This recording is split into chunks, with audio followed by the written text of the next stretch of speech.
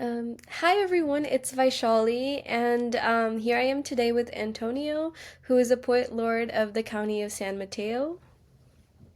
What's up, everybody? It's Antonio. Such a pleasure to be on this cast. Yeah, thank you for being here as well. So my first question is, what specific goals and aspirations drive the work you engage in?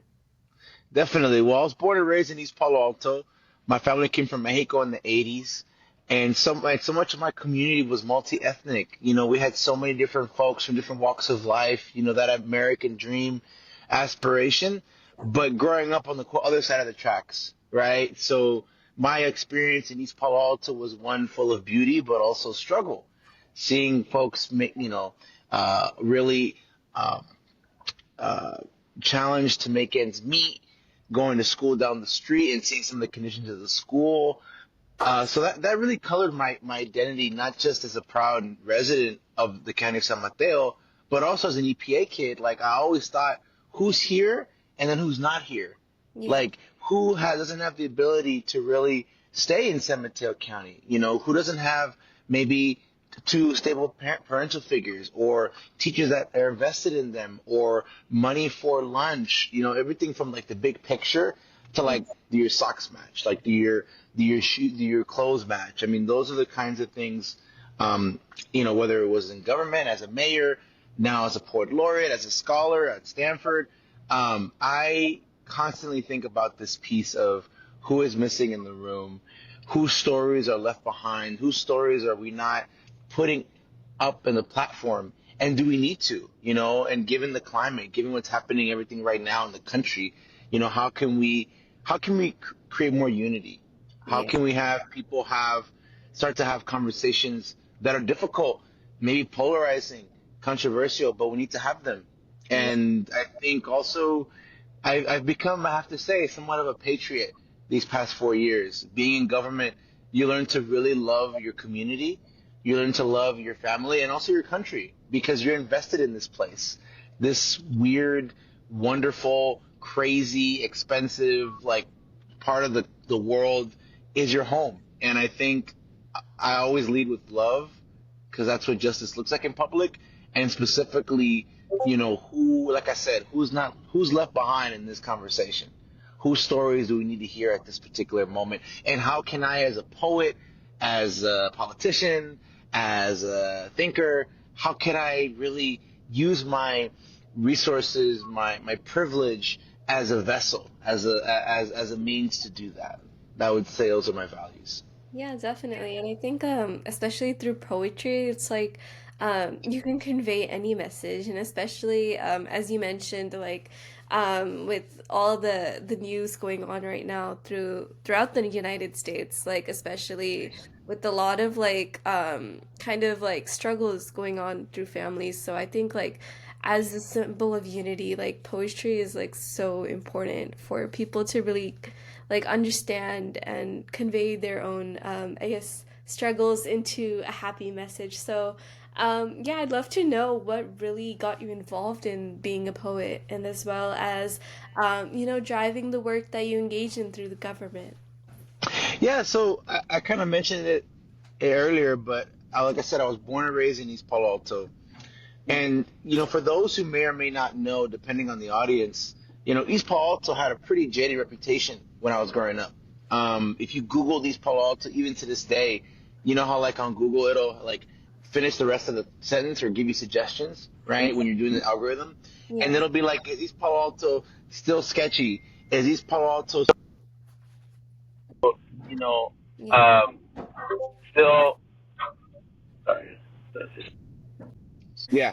So it had all these different narratives. And as a kid, like, you're not thinking of policy, you're not thinking about things, systemic issues like redlining or blockbusting or racism. You're just being a kid, having a crush with the, person next to you in the class, or you're trying to fit in, you're trying to be cool, you're trying to just swim in whatever water you grew up. And so I think Yeah. growing up, because we had this narrative, right, about our community as somehow being different, like a black sheep, if you will. When I went from a public school education because I went to school down the street when I was a kindergarten through eighth grade kid, middle school kid. Then I got a scholarship through the Boys and Girls Club and through Menlo, which is my private school, to study at Menlo School. That was a big culture shock, and part of my struggle was trying to tell my story about who I am and not what people think I was, right? Hmm. And I think a lot of it was also that we internalize those narratives of like, oh yeah, if we're dangerous, that's the hood or it's East Palo Alto, like, and so you sort of become that those stereotypes because that's the way you're visible in in this society. And so being a writer was my way of reclaiming that story. It was my way of showing people, look at all the layers, look at all the complexity that makes us us, and to Hmm. really humanize community, really paint a picture about who we are as a people in all our, you know, problematicness and all our flaws. You know, Yeah. Kendrick Lamar has a line in the prayer which I really like that I keep thinking about. He's like, my my father was perfect. He had many flaws, right? Which is, I think, captures the sentiment, which is, you know, being human beings is what literature is about, like telling the story of what it is to be human and asking the right questions. And so when I went to that two step, that jump between coming from a place that was quote unquote sketchy, that was quote unquote dangerous, but that I experienced as this beautiful, complicated city, and then going into a place that was so affluent and prestigious, like that jump and that shock made me at an early age not only mature fast, but then figure out quickly how do I tell my story in a way that people can hear me, and I'm not just screaming into the wind. Like how can I move people, move them physically but emotionally into action, into unlearning, into dialogue, into loving and learning about people that they may have never heard about before. And that's where the power of literature really is, because we live in a society that's so, people say you're racist or you're a bigot and you're that, and it just shuts down conversation, Hmm. right? But if we really want to foster a conversation, literature is a great tool because it's not about saying you're wrong, it's not about saying you're ignorant, it's about offering to that reader, that listener, here's a story about a mother. Here's a story about my mother. We didn't have a supermarket when we was growing up in EPA, and she had to walk 45 minutes. We had to walk 45 minutes down the street to the freeway, all through the rush cars, to go to the nearest supermarket, which is at the Lucky's grocery store in Palo Alto. Um, those aren't commentaries about other people. It's about our upbringing. But built into that narrative is a different perspective. It's a Yeah. different emotional score. It's a different way of thinking, of being. And I think the a smart reader, which is the kind of reader you want to write to, will really take that with them and go, huh, that I learned something, and it'll sort of filter and percolate in their mind like a nice drip coffee. You can tell I'm talking to you in the morning and having my coffee. It's like nice drip of coffee, and it starts percolating conversation. Like, you know what? Maybe I got to rethink this whole immigration thing, or rethink this whole idea of if only you worked hard enough. Right? These myths that Americans we feed on, which Yeah. are true and not true at the same time.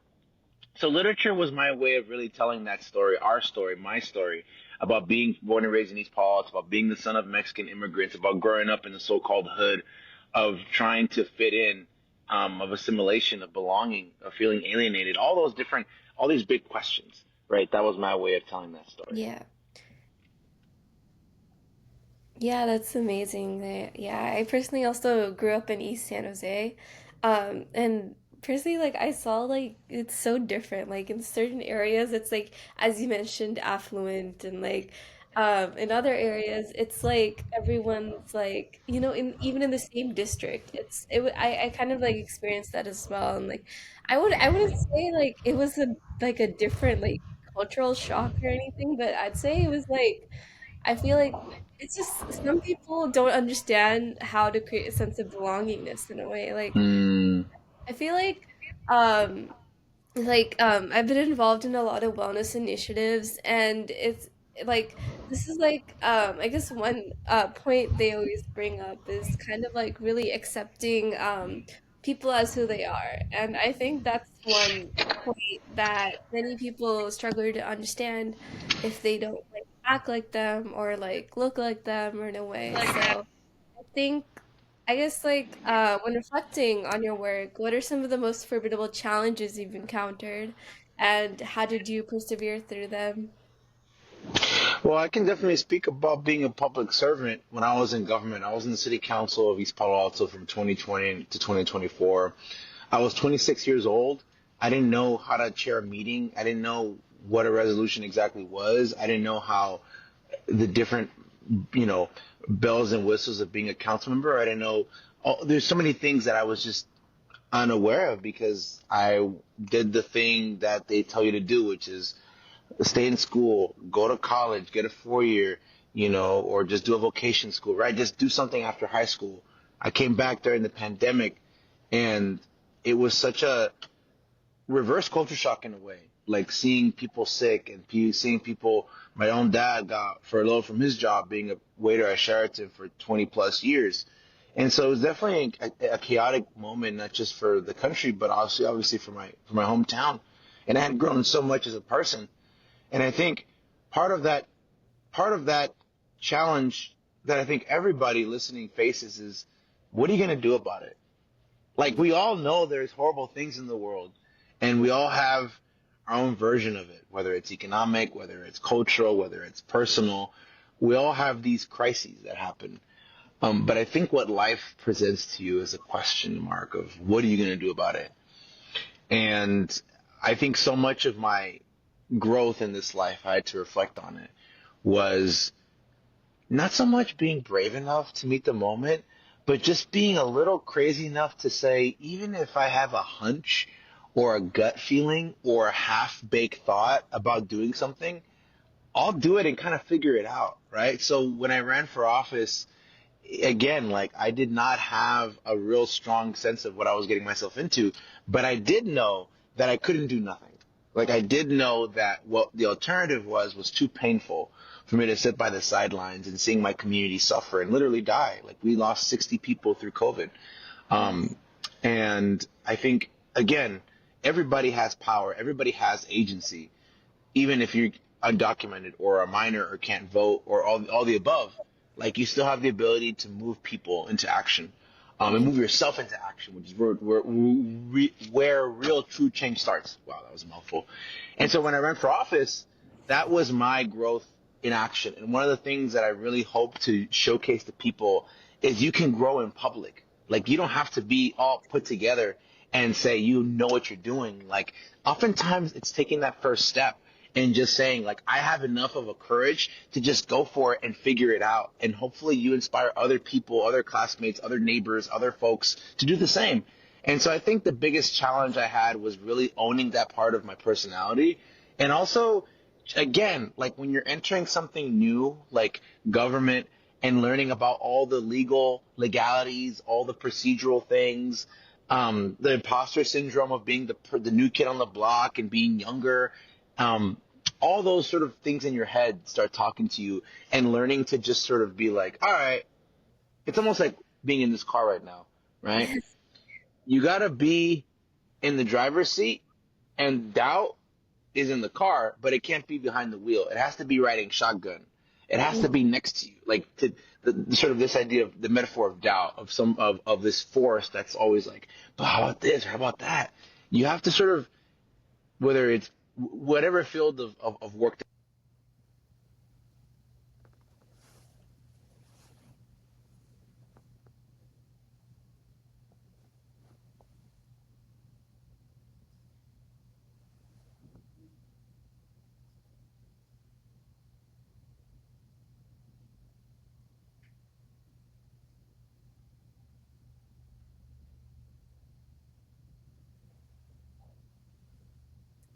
In general, like being helping and being in like a role model for the community, like from experience, I grew up in Boy Scouts. Well, as a girl, it was like as you mentioned, like um it was just like it felt out of like place in a way, but I think it's just been it was quite a journey. So like I guess like what invaluable insights or pearls of wisdom would you embark on similar paths in like um, going through leadership or government? Yeah, I would say be open to all the things thrown at you. Um, and especially in leadership, yeah, I'll give a couple nuggets. One, showing up is half the battle in leadership. And a lot of time, and sometimes it's everything. In other words, there will be issues that are super divisive and super difficult. And the point of leadership is to make decisions that people don't want to do. Like it's easy to be a critic. Like it's easy to complain. I'm sorry. Like it's easy to say this politician or this person is doing that. I think what's harder is to have skin in the game and do the thing that is difficult to do. And it could be everything from housing to figuring out parking to figuring out trash to figuring out inequality. And I think, you know, learning to lean into the discomfort and the discord and that you're not going to please everybody. And that's why walking your truth is so important. Like whatever values you have, trust those values. Trust your community and the people who raised you and the community that raised you, that they raised you right and that the values that you hold are important and necessary. And especially speaking to the young people, are the future and are going to bring your communities forward. I also Yeah, think that you have to, um, like I said, trust your gut and really just go for the thing that you're striving for, and that whatever values you have, whatever positions you hold, those are the ones that are your truths. And don't try to be something you're not in terms of trying to please a side or please a party.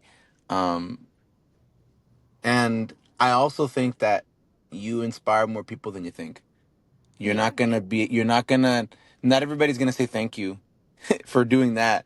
Not everybody's gonna take the time to give you your roses, but just know that whatever efforts you're doing, however small or big, people see them, people appreciate them, and people are inspired by them. definitely. Yeah, and I think especially like just starting off something small. Like I feel like my podcast series was actually started off from a nonprofit and it was in high school. So I feel like, like just having a few friends nearby and just like asking them if they want to do like a fundraiser or like a cookie sale, a bake sale. Like I feel like those are just small things that really do help the community, and I think it really just teach I guess like the younger generation about just like I guess like just helping out and being there with each other's need. And I think that's what really helped me because going through COVID, I was dealing with mental health struggles, Mm. and I feel like it really I feel like just having someone around you can really help you cope up with stress and a lot of other things. So I guess as you mentioned, building a community in a sense of belongingness. Do you have any tips on how one can actually really cultivate that feeling in their own communities and make an impact? Yeah, I mean, a lot of times it's, your cities or communities will have events like East Ball to have a lot of churches, and there's a lot of Sunday Yeah. services. And one of my great pastors, Pastor Deborah Luz Verges of St. Mark's AME, invited me to Resurrection Sunday, right? This past Oh, Easter. I wasn't able to go because yeah. I was out of town, but just making connections with people, like Yeah. farmers markets, visit your local senior center, uh, parks. We're approaching summer. There's always park activations that are happening in your community, whether it's soccer camp. There used to be movie nights at the park being in California, we have the privilege of having such amazing weather. So there's a Mhm. ton of activities happening in your local library, or like I said, your local senior center, rec center, YMCA. We have a lot of great nonprofits and government agencies and people who wake up every day, like who still believe in making a difference, however cheesy that is. And at the end of the day, this work is about people. Whether you're a mayor, whether Yeah. you're a nonprofit person, whether you're just a student, right? Like it's all about making connections. And I think that's where the real change starts. It's not just doing the food drives or filling up sandbags during floods. It's about when you see someone smile, when you see that connection, when you see a little girl like pick up a toy and then you start to interact with the families. Those kinds of things stay with you. And those kinds of Yeah, things give you hope and they give you a reason to keep fighting. And I think it doesn't have to be like this big vision board of like, I'm gonna do this and run for that or be on this board. It's one event at a time. It's one day at a time. I'm gonna go to that book club. I'm gonna go to that student organization at my school. And that's when you start to really connect with people. But it takes a little courage. It takes a little bit going outside your comfort zone. And you have to. yeah, If you're gonna grow, if you're going to make a difference, if you're going to make a change, you have to exemplify that change making in yourself first because people can see it. And that's where the true growth lies when you make a difference, and then that difference also makes you a better person, a more generous person, a more compassionate person, a more giving person, but also tougher, maybe, able to take some take some back and forth dialogue. So that I would say that'd be my advice. Just start going to events and make connections with people, and very quickly you will have more on your plate than you want. definitely. And I think especially as you mentioned, right?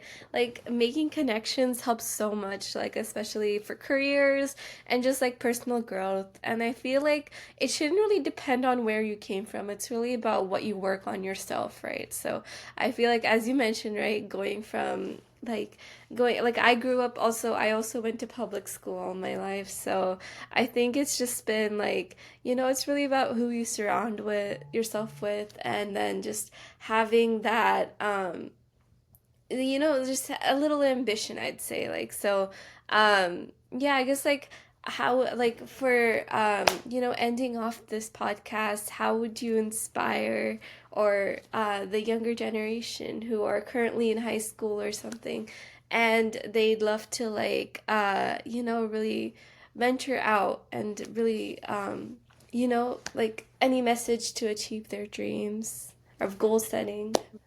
Yeah, I mean, I would say that our youth have really, to start off on a blunt note, have inherited a really crappy future. I would say, and I'll be very honest, like your generations before you have failed you. Let's just get the bad news out the way first. The climate is rough. It is harder to live in the Bay Area. It is expensive there's a lot of the politics, however side you hail, like it's tough right now. That being said, like all that chaos and negativity being said, like you have the most valuable, amazing, beautiful thing in your palm of your hands, which is time. Like no billionaire can buy time. No rich person can wind the clock back as much as they try in Futurama and cryogenic stuff. Like they wish to be young and beautiful and brilliant. And I would say our youth have the best assets when it comes to that.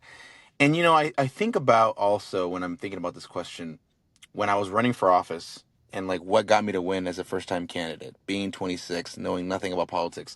And it really was the youth. Like it really was the my cousins and their friends and the young people who signed up to join my campaign, who knew even less than I did, which is zero. I don't know how you know I don't know how you know negative things, but I knew nothing, right? But they quickly adapted, and more importantly, people listened. And I think that's the biggest takeaway I got early on in my government trajectory, which is people want to know what people want to be inspired. People don't like seeing the negative news cycle. They don't want to wake up and say, "How is the day crappy?" They want to have something to look forward to. And the biggest, most Yeah. beautiful embodiment of that are our youth. And so, whatever cause or issue or thing that you're passionate about, climate change, reproductive rights, LGBT, whatever, it could be anything. It could be something small like I want to organize a Scrabble book club, a Scrabble club, Harry Potter fan fiction series. It could be really be anything, but showing that enthusiasm is infectious. Going to somebody's door, knocking on them, and saying, "Ma'am, sir, however, whomever you're speaking to, I want to take 2 minutes of your time to tell you about this local school measure that's going to impact your community. Even if you're not a parent of a student, it's going to affect your property values, or this is why you should still care about it." And learning, having real Mhm. life experience, talking to folks in their homes is some of the most invaluable um, experience I got in my field team got when we run campaigns. And so my inspiration, my take home message is you have a lot more power than you think. You have a lot more inspirational Definitely. weapons than you think. You know, maybe you can't vote yet. Maybe you can't order a beer. Maybe all this stuff. Maybe you don't have enough money in your bank account. But what you do have is a voice, and you have a platform, Yeah. and you have a lot of people more than you think who are just waiting for you to come out and tell them who to vote for, what to buy, what to do, because people right now are hungry for that. They are, and in many ways, the youth are our future and our answer. So they're just waiting for you to tell them. Yeah, and I feel like the power of social media, like a lot of the youth are on social media and like portraying Mhm. all these Mhm. messages and really bringing awareness to certain issues. I feel like it's so powerful. Like people can spread messages across the country just like by sending one post and then or like across the world like people would know about the same message and being conveyed to like a million people like if they relate to it, and I feel like that's so powerful. And as Americans, like we're so like when I was living in Europe, like people knew three languages, like they traveled. Like being in the U.S., you become very self-centered, right? Not to be mean about Americans, but that's what I've learned. But if you just take a look at student movements around the world, like last year, students Yeah, brought down the government of Bangladesh. Like we don't know about that, but that's the power of students and social media. Same thing happened with the Egyptian Revolution, right? A few like in I think it was in '06, right? Like you don't have to be a student of yeah, history to understand that it has been throughout history, young people, civil rights movement, feminist movement, Chicano movement, Black Power movement, like these have been young people leading the change, leading the charge, and it will continue to be young people. And there's always going to be that push and pull of the older generation will say, ah, you're too this, you're too that, you're too that. And the young people sort of saying, like, am I ready? And that's the dance of change. Like, that is how we make a difference. And again, it doesn't have to be that yeah. big and sweeping. But what my point is, like, again, if I had to summarize my little TED talk in one sentence, you have a lot more power than you think. Definitely, yeah. And I feel I actually experienced it like this year I turned 18, I got to vote, and I feel like it was such a different journey for me. And like going through all the paperwork was like, as you mentioned, right? Like really go like kind of like it could be crappy in a way, but it's also just like you really have to understand because we're gonna do the same things our parents did, and it's gonna be like, what are we like if you don't understand what you're doing now, like what's gonna happen in the Right. future, right? And being a So child of yeah, immigrants, the stakes are higher. You know, for a like my family will regularly ask me about Antonio, what's this tax exemption mean? And I don't know what the heck it means, but I got to figure it out. So you become that kind of spokesperson. yeah, And being whether you're in government or a child of immigrants, whatever, like a lot of times we have that responsibility to step up for our hmm, families, for our communities, and it's a yeah, burden, you know, but it's one that we're up to the task. And so trust that the universe has conspired in your favor, trust that your community's got you, and that it takes a village, and that village raised you right, and you're there to keep flourishing that village, whether it's the village here in the US or a village back home where your family's from or somewhere else. But you are blessed and you have a lot of resources, especially living here in the Silicon Valley in the Bay Area. And again, like you mentioned with social media, conversations and connections are like one tap away with your thumb. It's pretty incredible. definitely. Yeah, thank you so much, Antonio, for being here today. And I'd love to stay in touch and maybe be part of any political or awareness campaigns in the future for especially for the younger generation. Yeah, definitely. I'm not a elected official at this moment. However, I am very humble